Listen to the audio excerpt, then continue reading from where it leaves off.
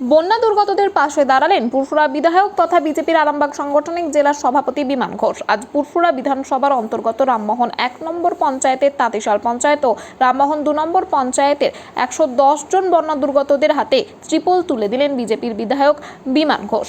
এই বিষয়ে তিনি জানান, তারা যথাসাধ্য মতো বন্যা দুর্গতদের পাশে দাঁড়ানোর চেষ্টা করছেন। এই বিষয়ে আরও কি জানাচ্ছেন তিনি, ওনাদের থেকে শুনবো বিস্তারিত। 24 আওয়ার্স আরামবাগের রিপোর্ট।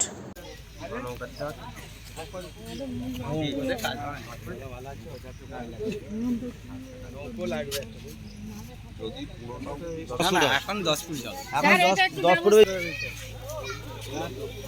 তাহলে সে ঘাটালের মতো ভাষা প্রয়োগ করে।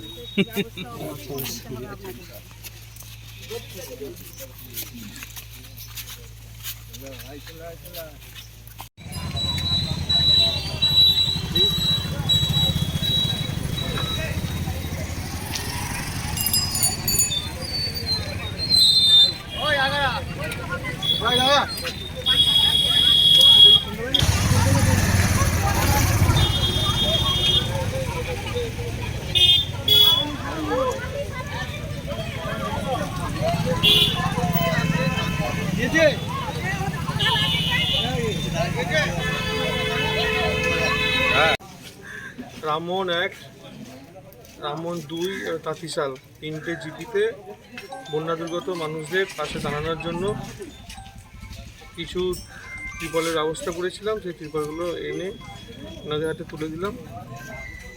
আগামী দিনে এই পঞ্চায়েতগুলোতে বিশেষ করে এই রাজ্য সরকারের তরফ থেকে কোনোভাবে কোনো ব্যবস্থা করা হয়নি।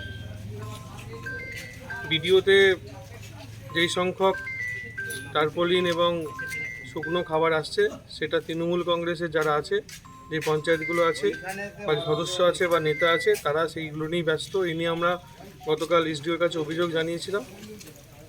উনি আশ্বাস দিয়েছেন যে কিছু ব্যবস্থা হবে এবং সুরাহা হবে, দেখা যাক কী হয়।